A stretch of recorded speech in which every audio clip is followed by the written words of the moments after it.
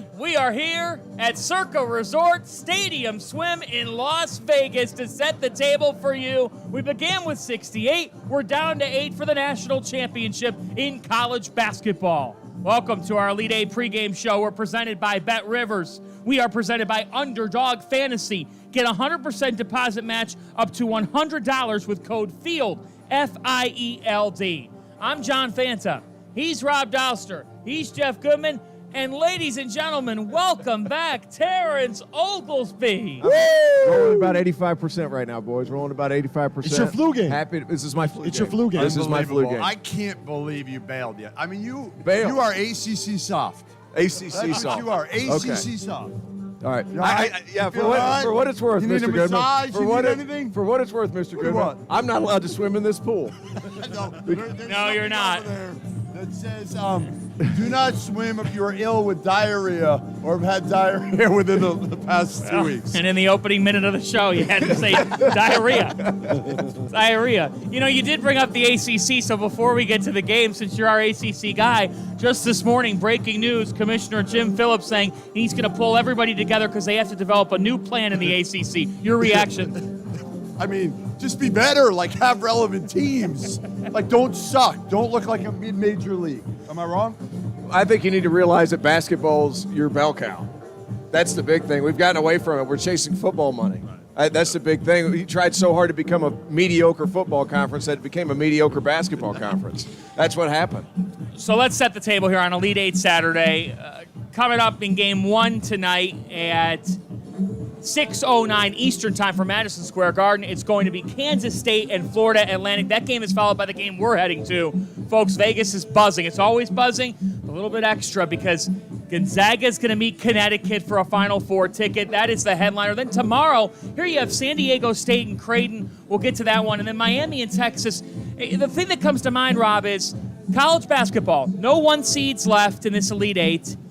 Different areas of the country represented, different conferences, the mid-majors wrapped. What other sport could possibly deliver this eight teams? None. It's the beauty of college basketball. It's the beauty of the NCAA tournament, and it's what makes this event so special. And a lot of people are going to push back on that, right? We want to see the blue bloods. We want to see the biggest brands. Look, if you can't get behind the idea that riding the wave of FAU is awesome, that seeing Marquis Nowell go supernova in the NCAA tournament, if you can't get behind that being awesome, if you can't embrace the idea of San Diego State, a team from a Mountain West conference that everybody craps on nonstop, having them make a run, if you can't get behind Creighton moving to the Big East, having a chance to go to a Final Four, one of those four teams is going to be playing for a national title. Think about that. Think about that. It's awesome. How can you not love this? No. I mean, listen, it's great for us, again. It's great for the diehards that cover the sport. But let's face it, the casuals that want to see or root against Duke or Kentucky or Kansas, some of those programs, they're not going to have the same level of interest. And that's fine.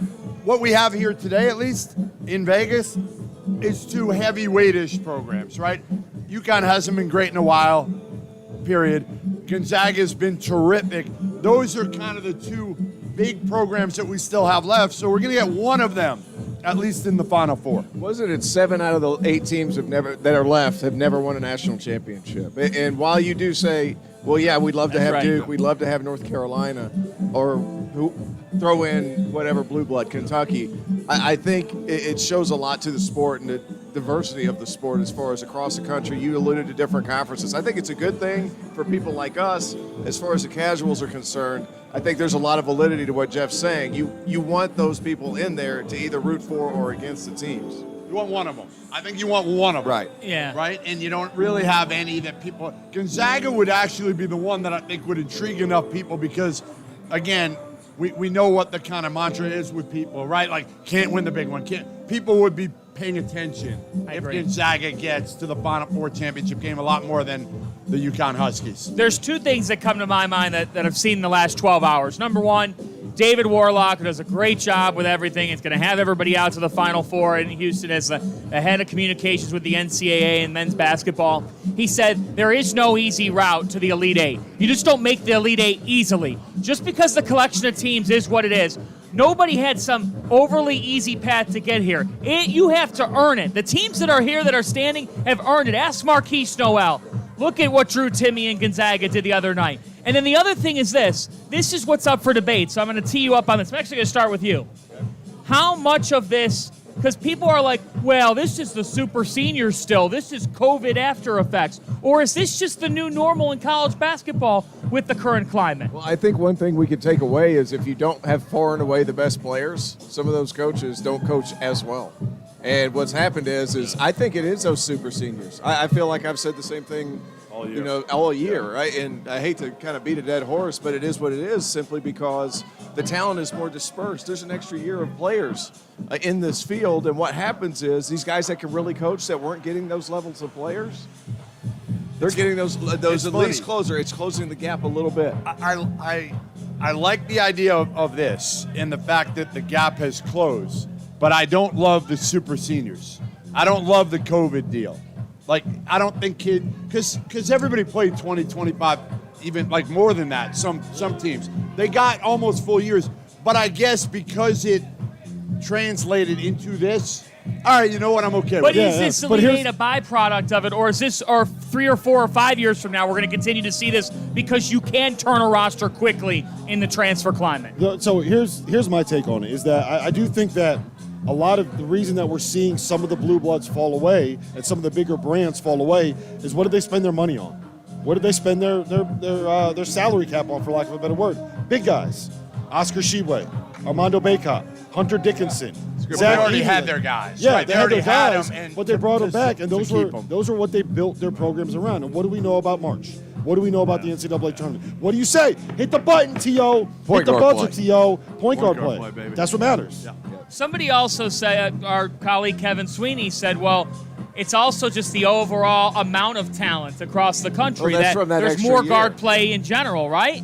That can negate it. Well, it absolutely is. But one thing we have learned, big wings win and point guards win. Big wings. I think if you look across college basketball and the different teams that are still in it, that those things help.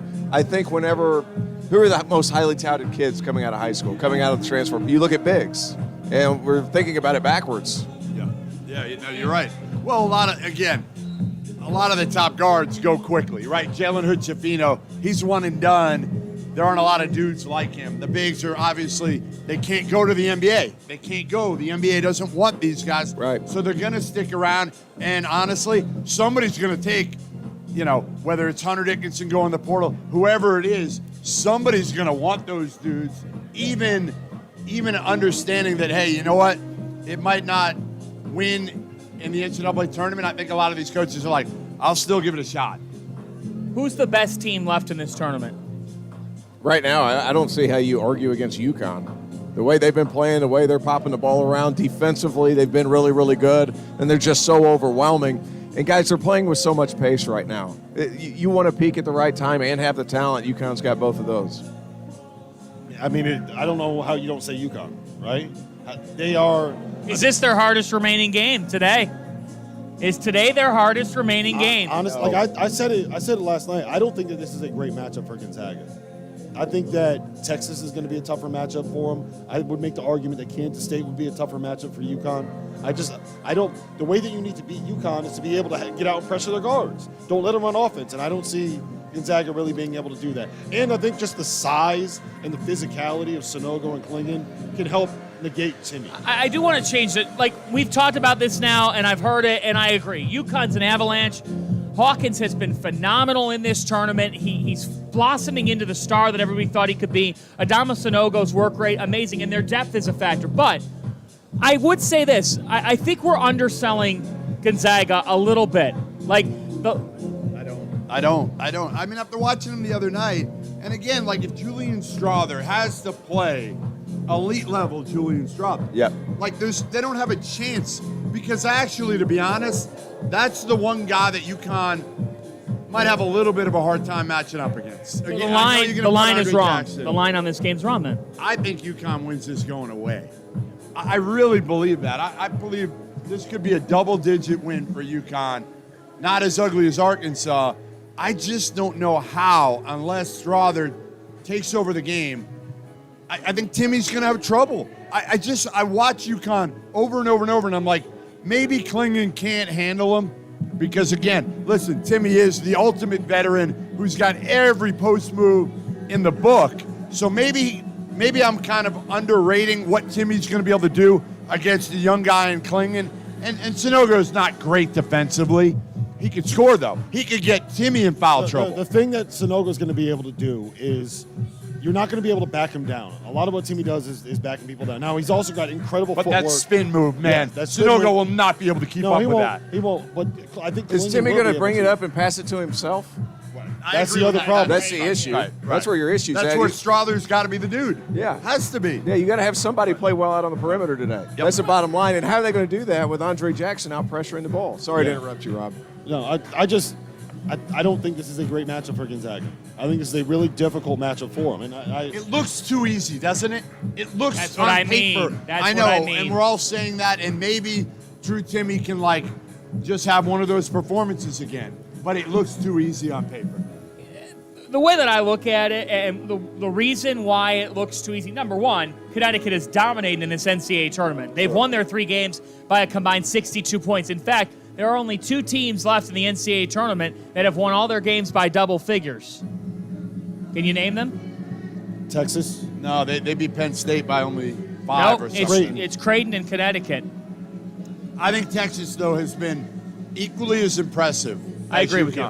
They pounded a Colgate team that a lot of people thought might pull out the upset.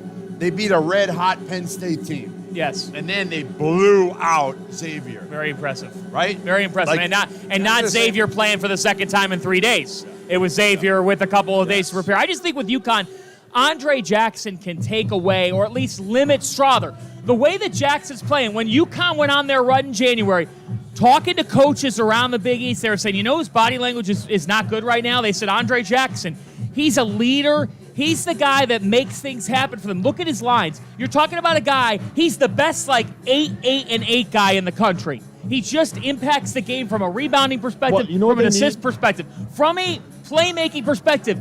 By Jackson being able to distribute the basketball, it's alleviating the pressure off of Tristan Newton from having to do it all. They combined for 14 assists the other night against Arkansas. When Andre Jackson plays like Andre effing Jackson, I've been saying this, I've been beating that drum. And what happened in the middle of the season, we talked about this a lot, T.O., was his confidence was shot because no one was guarding him, right? When you're a guy that thrives on playing with confidence, and teams are saying, you're so bad that we don't need to guard you. Gets in your head. It gets in your head. And so this is where, I get so fired up with the people that are like, Dan Hurley can't coach, right?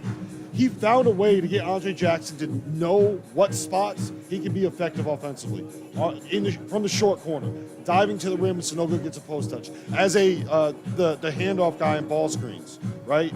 As a screener on pin downs. Find a way to engage his defender, and they got creative with it. They changed what they do. They moved. Andre Jackson's playing the 4 for them now, essentially, in their offense. Yeah. It used to be the 3. So it's. I give Dan Hurley a lot of credit. I give Andre Jackson a lot of credit. When he plays with confidence, honestly, you just need him flying around. Just go run around and do shit, Andre, right? Just go do shit. Some of it's going to be good. Some of it's going to be bad. Right, but let him go. Just go do something. Go. And yell at him if he doesn't take 3 threes. And one last thing. Yell at him. The tech that he got against Arkansas, I love that. You know why? Because you want him playing on that edge. And sometimes when you play on that edge, you're going to go on the wrong side of it. As long as he realizes, okay, that was the moment, that can't happen again. But, you want him playing with that edge. It's a game changer for him. Kind of like the way you played at the tables last night. Yeah, it was not good. I was on the wrong side of the edge. Exactly. I was on the wrong side. Jump off the edge. Yes. Taking him through craps was not good. Oh, my goodness. Bad rollers. Bad. I mean, he's killing us. The whole weekend at Circus been great, except for that 15 minutes of Dauster's got bad juju at the craps table. Wasn't me. Wasn't me. It was the guy on his first roll that threw the dice and hit somebody in the face. Who was that, Vanna? Who was that? So I did. I knocked somebody in the face. Did you? On the first roll. Yeah, I don't know what happened. It was Did I you bad flicked bounce, it. or? Yeah, uncoordinated. It was a it was like a 50-cent first pitch. You ever seen that video? Oh yeah. We're just getting started with you here on the Field of 68 Elite 8 pregame show. Now, a word from Underdog Fantasy. Today's episode is brought to you by Underdog Fantasy, the easiest place to play college basketball pick'em, where you can get a little extra sweat during March Madness and win real cash prizes simply by picking player stats in this weekend's games. In Pick'em, all you do is predict whether a player will go higher or lower on Underdog's projected totals, whether that's points, rebounds, whatever. For example, if you're like me and you think Zach Edey is going to go nuts in this tournament, pick higher on his points projection, add up to 4 more picks, and if you hit them all, you can win 20 times your money on a single game. Underdog's slick mobile app is easy enough that dummies like Jeff Goodman have even figured it out. So go to UnderdogFantasy.com or download the app and use the code FIELD, F-I-E-L-D, and Underdog will match your deposit up to $100. Now is the time to get in on the madness. So remember, UnderdogFantasy.com, promo code FIELD. Welcome you back to the Field of 68's Elite 8 Saturday pregame show. We are presented, as always, by Bet Rivers, Underdog Fantasy as well. We're live from Circa at Stadium Swim. It is a gorgeous day outside. No better place to watch these games, folks, because it is unbelievable how bright the sun is and how there's no glare on these screens. Zero. Yeah, it's unbelievable. I mean, what they've done here is at the highest level. I've been to almost every casino in Vegas at some point or another. This blows them all away. It has everything. It is everything you could possibly want. You never have to leave Circa, especially if you're a true sports fan. Come here for any and every game when you're in Vegas. I can't wait, honestly, to come back. All right, let's talk about Cinderella in New York City tonight, because we talked a lot about Connecticut, we talked a lot about Gonzaga, we talked a lot about Marquis Nowell. But to the person that's tuning in tonight and saying, honey, FAU is 34-3. They're 34-3 out of Conference USA. This is unbelievable for a program that had just made the NCAA tournament one time before this. Jeff, how has Dusty May done it in Boca Raton? Yeah, and he's done it in arguably one of the worst jobs in Conference USA. Obviously, they got the beach to recruit to, but not much else. You know, bad budget, facilities need a major upgrade, but retention has been huge. You know, I talked to a couple of their guys earlier this year. Retention. Right? That's such a hard, It is hard to do. You know, it's interesting because they were pretty good last year, but not good enough that everybody went after him in the portal. So he was able to keep them for another year, and then he added a couple guys, obviously a point guard and a big through the portal. But for the most part, that group has stayed together, grown together, and they are tough MFers. That's what they are. I think the most impressive thing to me is how deep they are and the fact that everybody kind of accepts their role. And we see a little bit with UConn, too, where they have guys, like some of their leading scorers come off the bench, right? They're not sitting here. You don't have guys complaining about minutes. You don't have guys complaining about starts. You don't have guys complaining about playing time. They're bought in. They know their role. They know what job they have to do, and they just go out and they do it. You need that. That matters. That's important. Yeah, they don't have a dude. They don't have a dude. They just got a bunch of guys that can play. Janelle Davis is kind of a dude. John L. Davis, kind of a dude. I was about to get to that. But here's the thing. He had that great performance against Fairleigh Dickinson. He was good against Tennessee. But when your best player is your hardest playing player, that helps things, and it brings everybody else up around you. He's certainly been that. I kind of want to write him off because it's just too much of a fairy tale for Marquis Nowell. But at the same time, it's like, man, it's just a bunch of hard-playing guys that have been together for so long. It just makes sense that they continue to play. I'm sorry to interrupt everything. On Instagram just now, the account Marcopi Monty, okay, I don't know who it is. Why are you? I know, listen. They put up, I'm taking FAU plus 1.5 and money line plus 110. The public loves Kansas State, and frankly, I do too, but I'll take the dog. On Instagram, Mr. New York City replied to that on Instagram and said, you're going to lose your effing money. This is the interesting part about Nowell, and he's got the edge that Dauster thinks he has. But Nowell can really, really get after it, right? That was a stray. That was a stray. What was that? Whatever. Anyway. Well, wait, but you said he was right then. You said he has the, what did you say? Nowell has the edge that Dauster thinks he has, is what I said. Oh, that Dauster thinks he has. Yes. Anyway, Nowell's New York City tough, right? Undersized. I still see him over there. He's steaming. Steam coming out of his ears.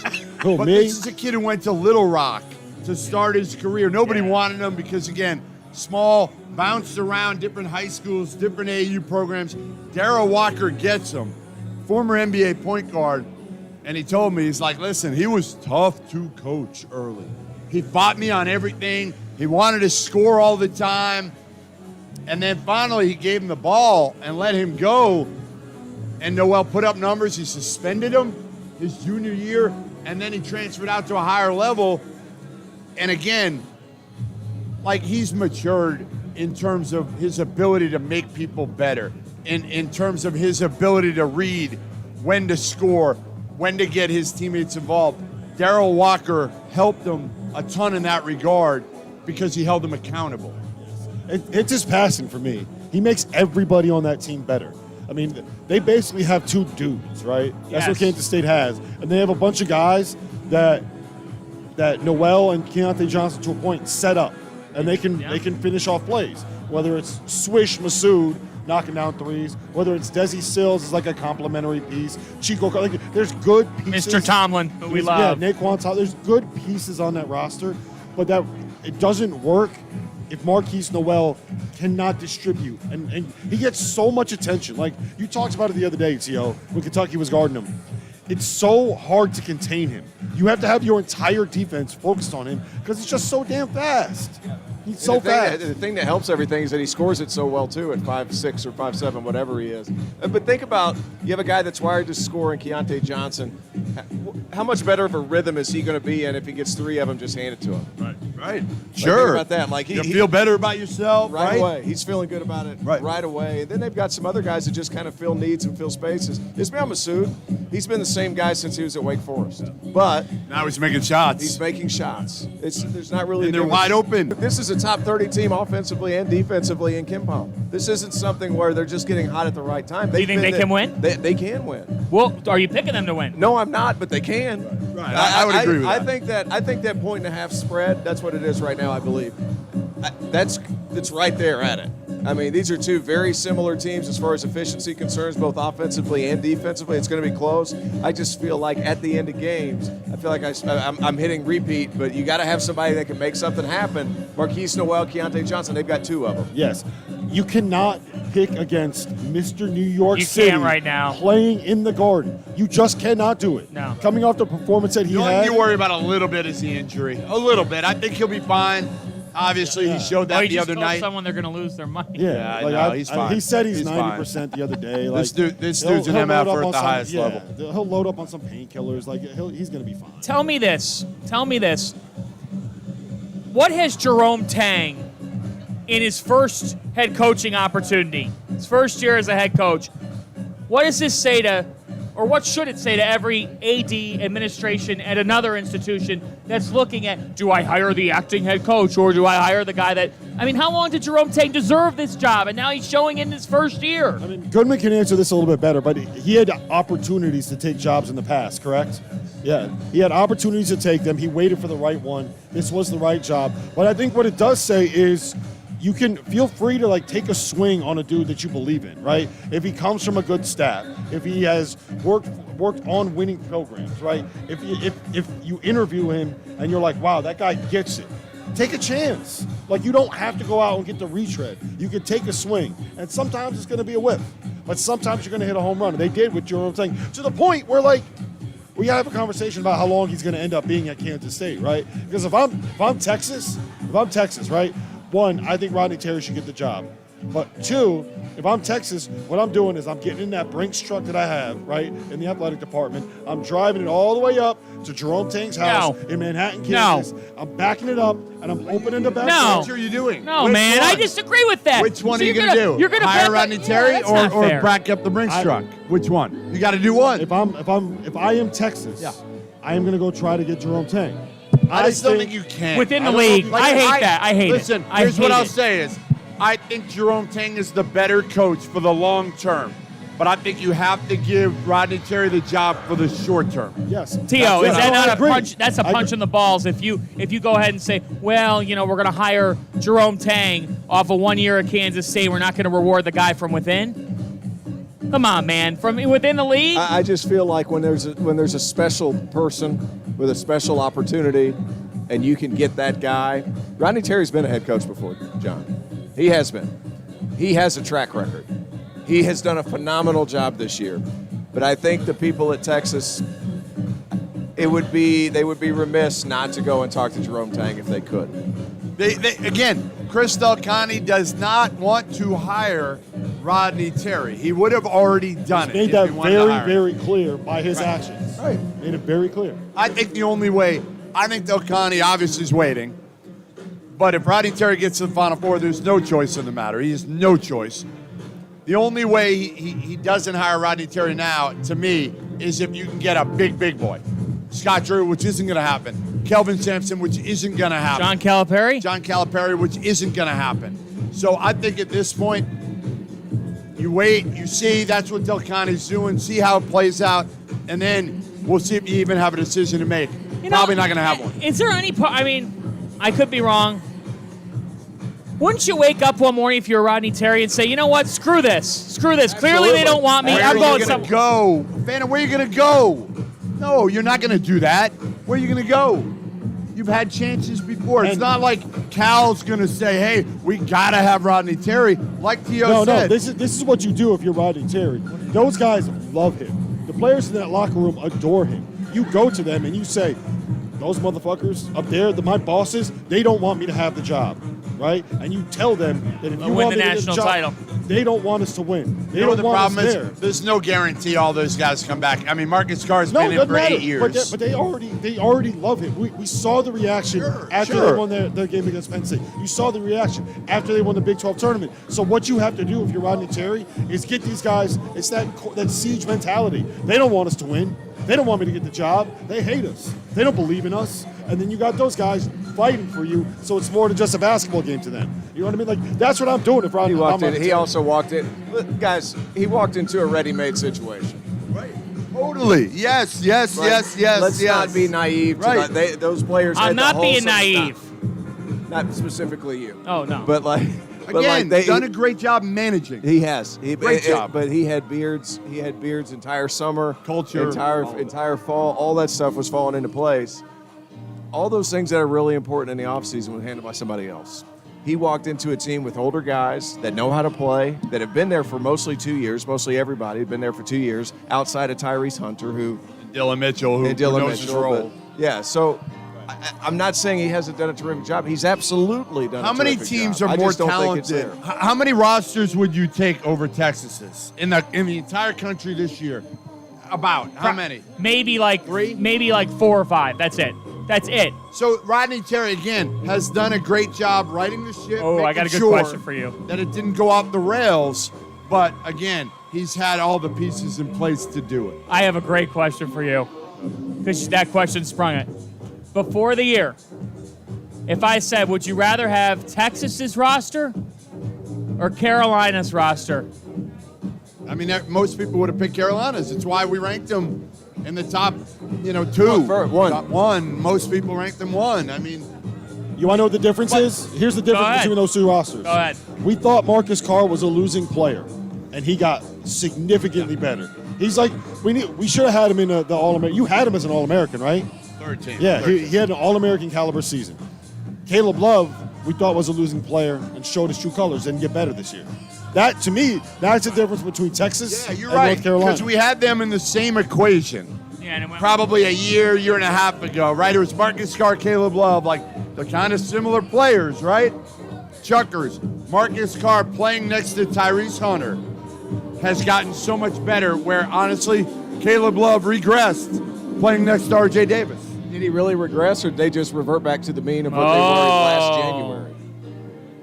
Yeah, I mean, he had fewer... Their problems this year were the same as last year's. He had fewer games, obviously, like what he had last March. Yep. He didn't have those when they needed them. He didn't have all that many last year during the regular season either. True. All right, are we all on Kansas State tonight? I'm not going against Nowell. I can't do it. Yeah, me too. I'm in on K-State, but man, I hope it's a great game. Dusty May, man. It's too bad there's not a job out there really for Dusty May right now. But as he told me a couple months ago, I love it here. My wife loves it here. My family loves it here. At that point, everybody thought he was going to Ole Miss. That was before the Chris Beard thing, and he was like, I'm not going to Ole Miss. Trust me, I'm not going. As long as they step up here and give me resources now, I love it here. But, again, Dusty will stay hot. He's got to be able to keep bringing these guys back. That's going to be the big question to me, because you know the big boys, the blue bloods, the deep-pocketed NIL teams, they're coming after those dudes. They're coming after those players. So is FAU going to be able to step up and keep them in the offseason? So how many of them do they lose? I don't even want to. I don't even want to think about it yet. 3. Because you still they could make a Final Four. Yeah. Right. Well, and then at that point you say, what else could I do at FAU if I make the Final Four? I'm just being honest. I know. That's a magical run. Yes, you're probably right. You're probably right at that point. Or you say, hey, let's look at what we did at FAU. They're going to be in the American next year, right? FAU? What's that? They're going to the American next year? Yes. Yeah. So you get that bump up in league. You're going to be on Do you? I don't know about that. Not much. Well, what channel is Conference USA games on? I don't know. Mountain West. They have CBS Sports Network. CBS Sports Network. What channel is American Athletic Conference games on? ESPN. Thursday night, big ESPN. Yeah, and FAU coming off of an Elite Eight I don't Final know, Four run. but don't you get Hummel doing the American games? You will. Yeah, so who's But you going to watch will. those? That's what I'm saying. That's what I'm saying. I'm trying to tell you it's not that good. Robbie, I had your back, man. I had your back. When you're ready to do the Dauster and Hummel podcast, I'm right here. Who would listen to that? Wow. He's ready to trade you guys out. Yeah, Terrence, we're Missed out. it. So what is I'll it? just add another one to the roster. So it's I can't hear shit anyway. Yeah. It's I have it's no idea. DTG. I have no idea what T.O. said this entire show. I Yes. have no clue. very difficult. So it's FTG, I guess, if you join our podcast. FTG? Or GTF or something. I don't know. It's not DTF. I know that much. No? No. I'm still lost. Okay. Let's focus in on Connecticut and Gonzaga. So this morning I wake up, my phone rings. It's Jim Calhoun. Coach is here in Vegas. Are you getting what? He was supposed to come on. He's loving. I'm going to get him out in front of the arena. He's going to call. All right. So he says, hey, I got a story for you. I said, okay.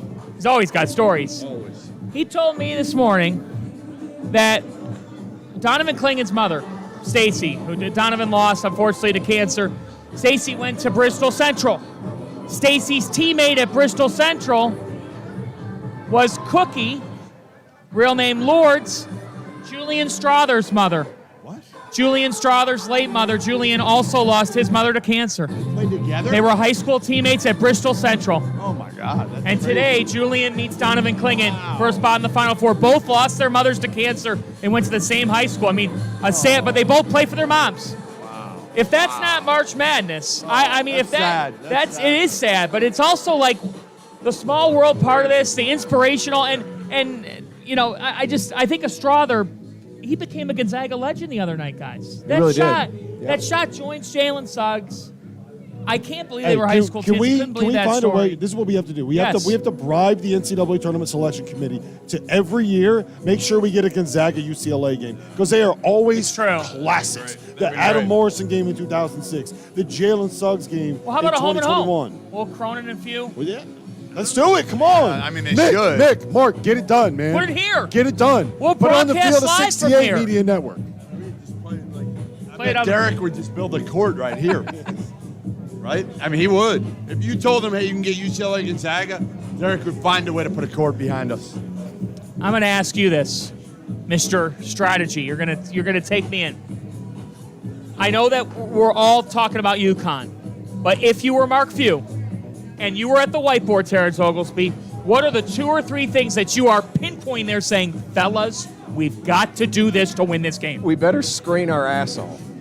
You better screen like crazy, because I'm not sure you really have anybody that can really create like you need to against this UConn team filled with ample length.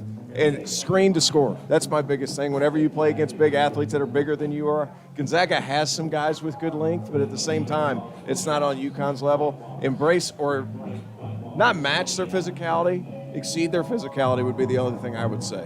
Because like you have to really throw your body at them because you're going to be in trouble if you don't. Yeah, They got to guard. They got to guard. That's exactly what I was going to. You got to play defense for 30 seconds because what UConn's going to do if they don't get something in transition, they're going to run a set, and you know that set's going to have like 27 screens. You're going to have Jordan Hawkins sprinting circles around the court. You have Tristan Newton doing the same thing. You're going to have to guard hard for 30 seconds, chasing dudes around screens like you've never chased them around screens before.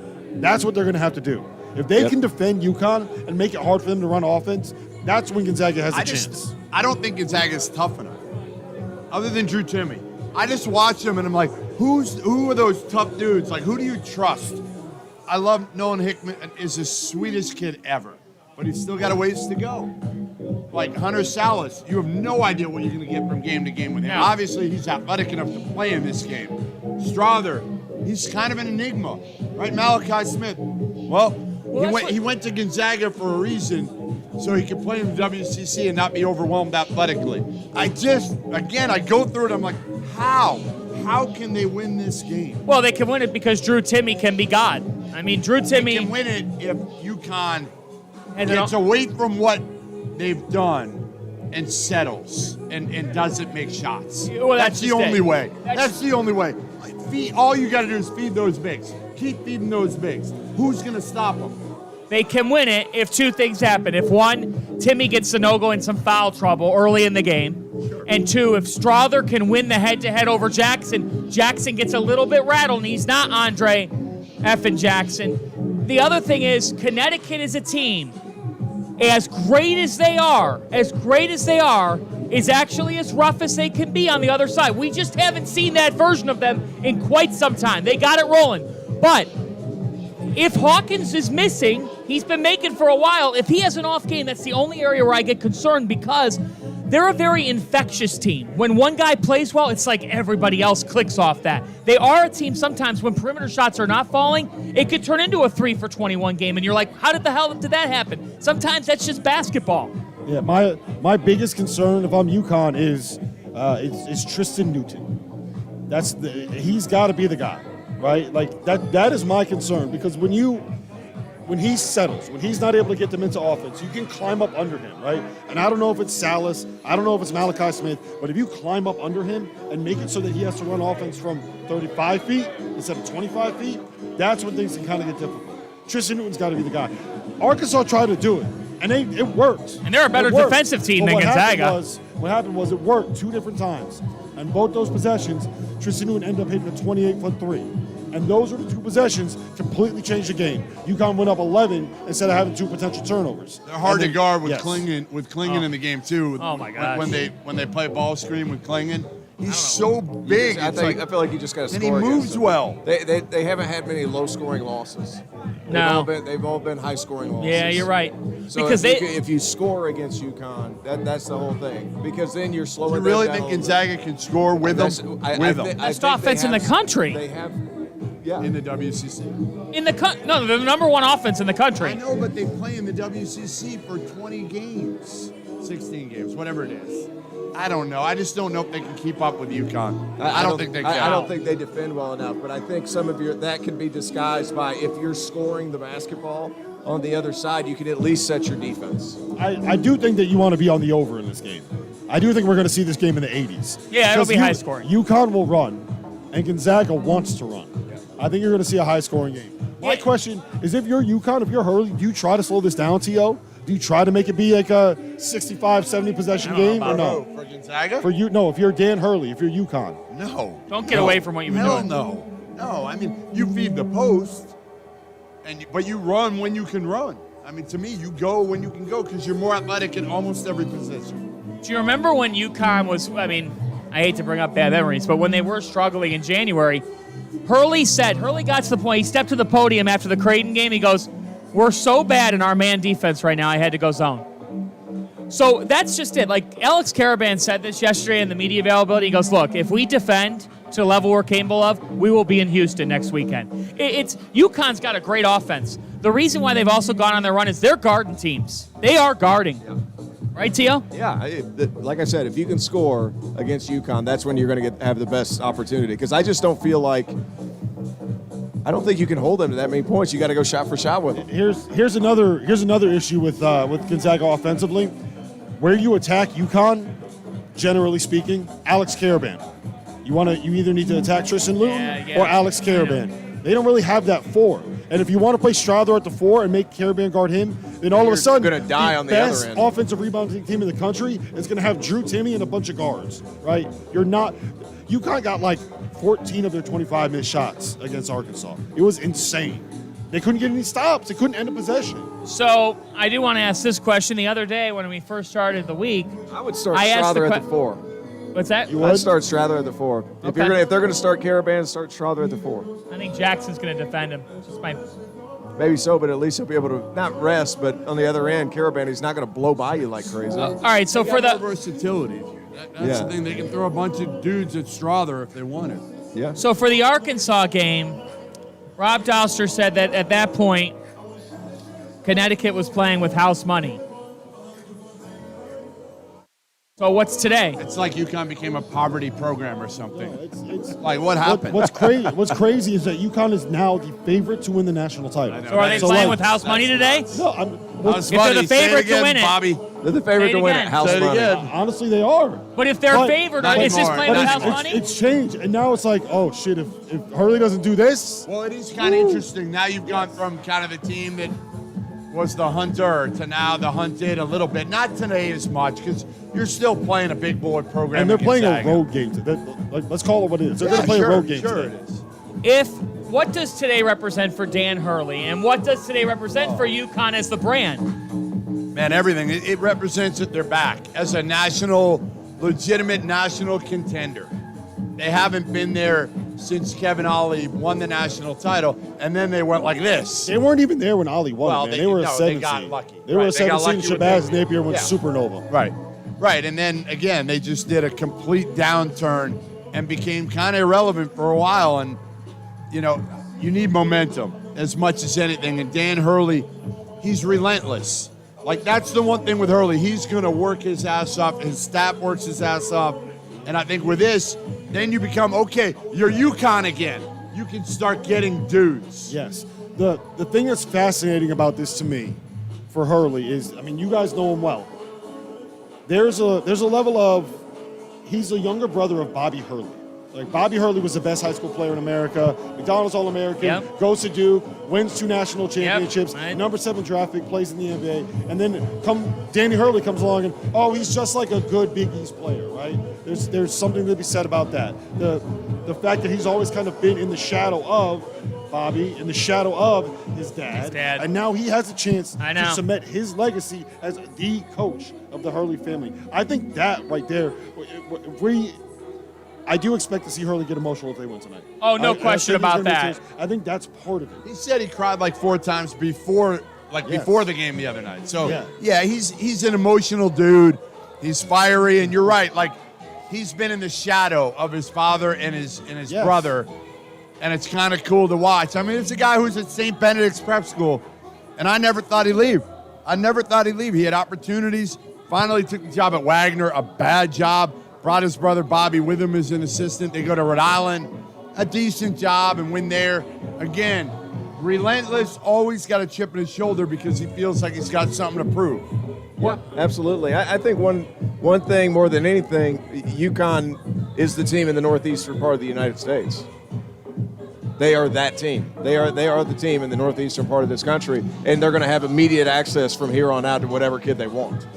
When you were getting recruited, like when you were in your high school days, how did you view UConn? Tough guards. Who all was in my class? I can't remember who I was in. That's 2007. That wasn't Kimba. It was. Who was it? I can't remember. Kemba? It's neither here nor there. I remember the toughness of UConn players. That was the big thing. I remember a lot of the guys they got from up in the northeastern part of the country, hard-nosed dudes that were going to play extremely hard, and that's when like Biggs Jeff Adrian. Yeah, that's like right. Those type of dudes. Emeka Calhoun Okafor. wanted them. Emeka Okafor. Right. Calhoun wanted Yeah. wings, elite level wings, and tough dudes. And Hurley's He got never some of recruited me. Calhoun. What? He never recruited me. You didn't get recruited by him? How many elite schools level recruited elite. you? How many schools recruited you? Like how many he offered me? Yeah. I don't know, 50 or 60. Isn't that crazy? 50 or 60. Yeah. And you take like the Northeast out of the equation Yeah, because you're nobody- obviously you're not gonna recruit him. You bring him to the Northeast. Because if nobody's you gonna started talking understand in him. That's the practice. problem. They would have been like, hey, you need to communicate, and they would have just been like, Right, don't worry about it. Terrence, you can be quiet. Everybody else. My favorite thing is when T.O. shows up and everyone's like, who the hell is this guy? Like, what does he know about basketball? And like, I played at Clemson. Everyone's like, oh, what were you, a walk-on? Yeah. Like, I love was that. asked several times if I played tennis, golf. As soon as I got on campus, you don't really realize how big people are until you walk on campus and the volleyball team walks in right beside you, and every woman What on did that you weigh team, as a freshman? $170. That's actually more than I thought you weighed. Yeah, I was strong, but $170, and by the time I left, I was $185. Wow. So You were the big man on campus. Yeah, in my mind, that was about it. Hey, it's time for us to tell you about our friends at Vaulted. You guys ever get tired of trying to prove that you won an argument, that your takes weren't hot, they were actually right? Well, I got an answer to your problems. Vaulted is a new sports prediction app that turns your opinions into facts. You can store all of your predictions and hot takes in your own vault now and forever. Challenge your friends, keep track of the results, and prove you are, in fact, the smartest. Vaulted will also be releasing more than 50 pools in the next 3 months, so download the app at the link below, sign up for your 3-month trial, and store your predictions now and forever. Before we get to the rest of the Elite Eight, our preliminary thoughts on tomorrow, just like they do in the NBA playoffs when they say, here's your upcoming... Oh, I just got a text message from one of my former Clemson people.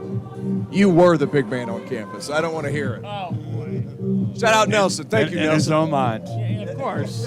Unbelievable. Hey, you were tell the your big wife we man. said hello. Yeah, tell your wife. Tell we your said- wife we said hello. Yeah, right. What were you last Don't worry, night? honey, Wait, you hold were on. the big man on campus. you were the- Don't let them make fun of you, baby. If you were the big man on campus You would have back shown then, up. You would have shown up yesterday. Dude, I couldn't. who were you to this hotel last night? I was the guy that was hanging on by a thread up in the room. What happened in your room? Huh? What happened in your room? I was asleep all day. What do you ask? Did you thumbs up our show?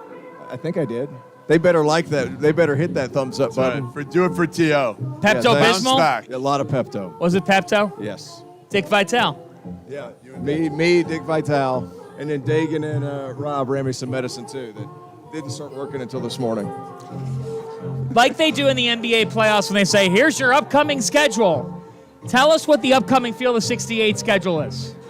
We will be live from the arena tonight. Tomorrow at 10 a.m., we're doing a pregame show for the second Elite Eight games. Postgame show from somewhere in Circa. I'm not sure exactly where yet. Pregame show here tomorrow. Then we're heading home and then heading to Houston. We have 11 shows in Houston. We will be at Little Woodrow's Wednesday night, 6 p.m. to 8 p.m. Central, 12 to noon to 2 on Thursday, noon to 2 on Friday. Then we'll be at the Bayou Music House with for the Intersport Party, with the 3-point shooting competition, with the dunk contest that this doofus is going to be judging. He's judging a dunk contest. What do you know about dunks? Judging a dunk contest. It's supposed to be a secret. Yeah, we just... See? You asked me to keep a secret. I didn't do it. Not you. What? Look at him. It was supposed to be a secret, man. You're judging the dunk contest? Whoops, sorry. My sources told me that. Never mind. So the point is... I can't wait. That dunk sucks. That dunk sucks. One. That dunk sucks. Negative. The chorus of boos that would rain down. They should introduce you, ladies and gentlemen, Jeff Goldblum. What's going to happen is he's not going to have like 6, 7, 8, 9, 10. It's just going to say so damn good. Or so damn good in all Sucks. caps. And that's what his ranking is. You shouldn't... I was going to say something. I'm not saying it. And then It's he's for gonna have bad another one that dunks, says, just put he up a just thing. gets it. He just gets it. You should do, instead of number scoring, for your numbers, do different talent in the industry.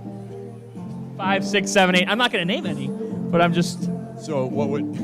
Yeah, no, don't do it. Don't do it. Kevin Nagandi would be a 10.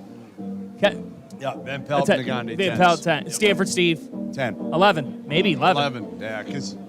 So, He no, gets it. you said, why am gets I it. laughing? I'm laughing because you said 11 shows. So how many hours are we spending together next week? too many. Yeah, there will be 14 Enough. hours The answer's before enough. the games.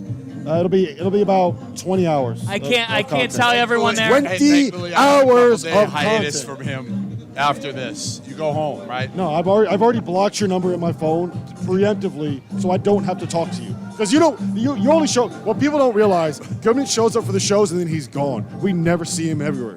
What's that? You never That's see not me? true. Never see you. What did you saw me all night? You were the reason I got my ass kicked in the craps table last night. I was not. I think it was the reason. Fanta's. He This was guy. the reason Bad because he hit somebody in juju the face job with Let a me tell you die. something right now. None of this is on me. Last night's show, the ending of that show, not on me. It's on the producer of the show. I Take it greatly Hughes. missed you Take it Hughes. last night. You would have stepped in and taken the charge and said, we can't go down. Yeah, I think he would have. I'm the Not voice last of reason. I have We're never screwed. looked more forward to working with a black man in my life than I am looking forward to working with Randolph Childress. I cannot wait to see Randolph. What? I've been surrounded by 3 white guys all week.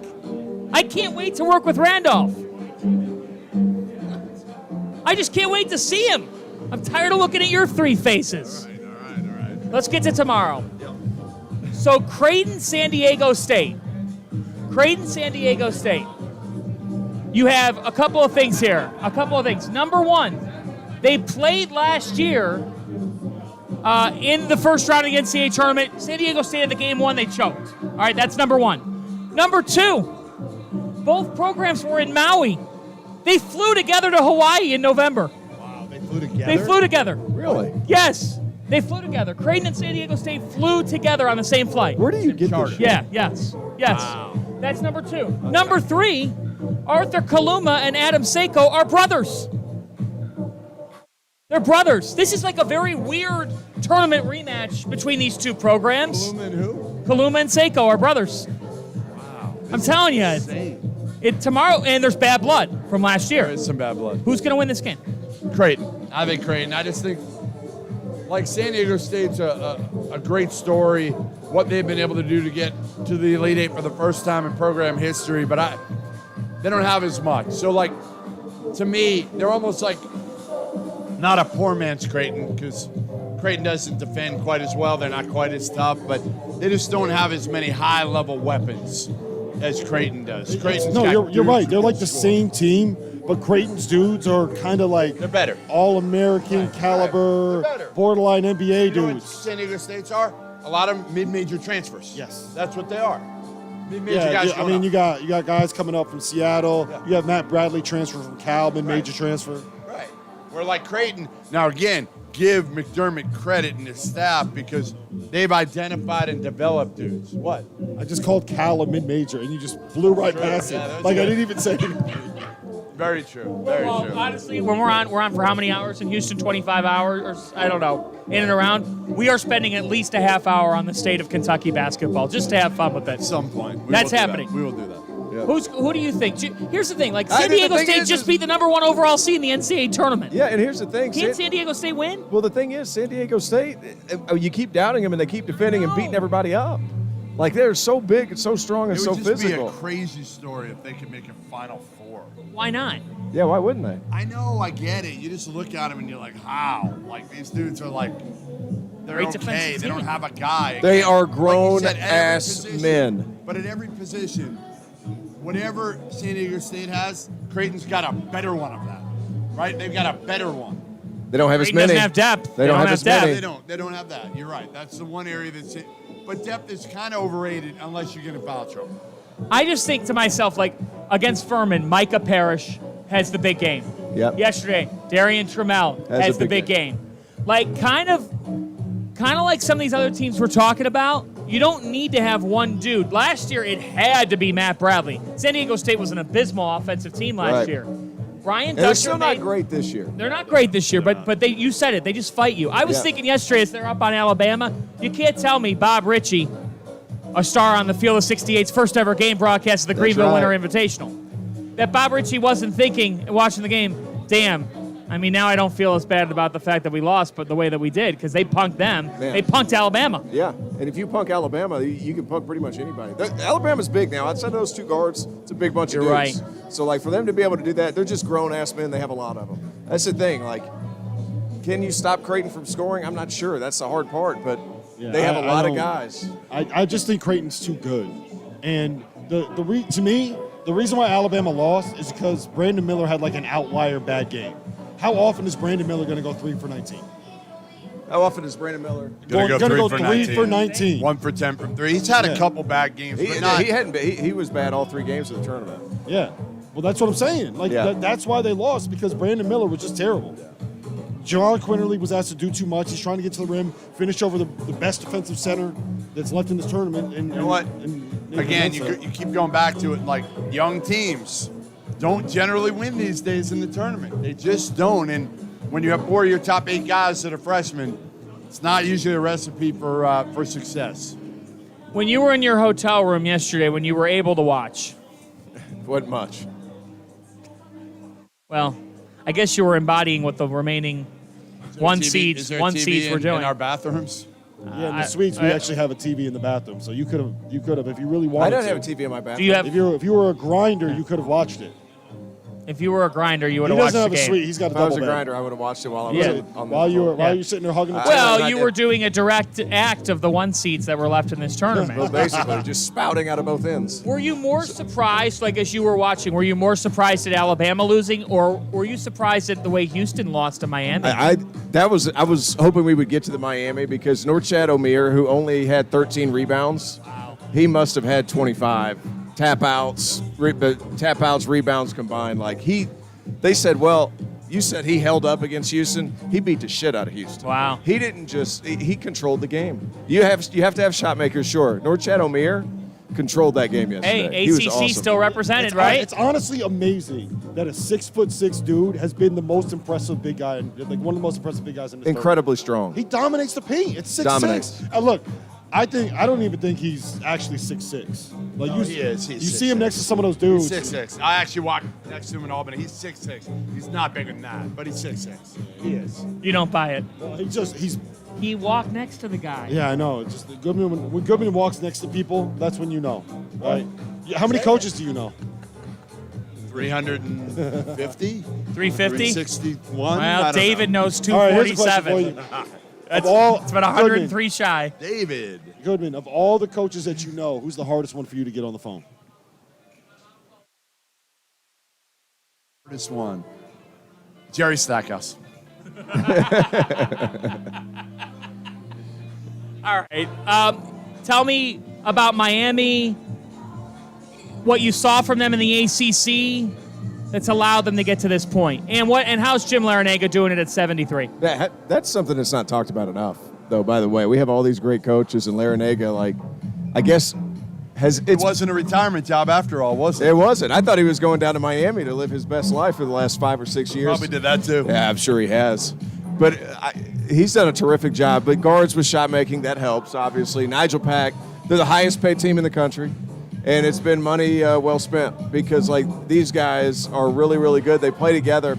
And what we haven't really talked about enough, and somebody wrote an article about this the other day. I can't remember who did it, and I'd love to shut that person out. But with all the talk about, you got to manage personalities in the locker room, guys are getting paid different things, doesn't matter at Miami. Doesn't matter at Miami. Apparently it's mattered at other places. But at Miami, it hasn't mattered at all. He's gotten those guys to play really well. And my biggest concern coming into this year is I thought Omier, at his last stop, he overwhelmed who he played physically. I was like, I'm not sure he's going to be able to do that. Boy, it doesn't matter. He has done it anyway. He's got so much Trevor Booker in him, it's crazy. Right. Small ball, but just out tough dudes. Yeah, That's and they had Sam Wardenberg last year, who I thought was a good piece for them, who was out on the outside that would pass. Omier's come in, he does some of those same things. What's the pathway for them to pull it off against Texas? That's going to be a hard game. It's going to be a hard game. I think if anybody can do it, I think Miami can beat Texas. I just feel like Texas is playing so well right now. And they operate most of their time in the half court. Whenever you're scoring in the half court and defending in the half court, Texas is really tough to beat. I have no idea what you said, but I think that Miami, if they are making those shots, they are going to win that game. Wow! If they are hitting, they're going to win that game. I agree. I don't think that's outlandish. Honestly, I think it is. I think Texas could be argued as the best team left. But it's a flip coin game. Yeah. It's a coin flip game. Yeah, I think Wow. that Texas is different favored guys that by- are scoring too. Texas is favored by 4, so I I like won't Texas. be on Miami there. See, But- four is more than these other games, right? What's Creighton San Diego State? Turn around. 2. They Vegas got favored by it's 2. 2. So that's the biggest line in the Elite Eight is 4.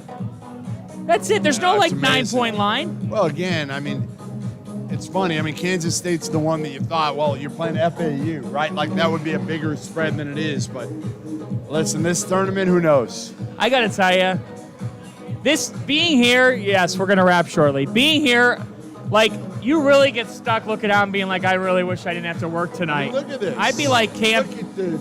Oh.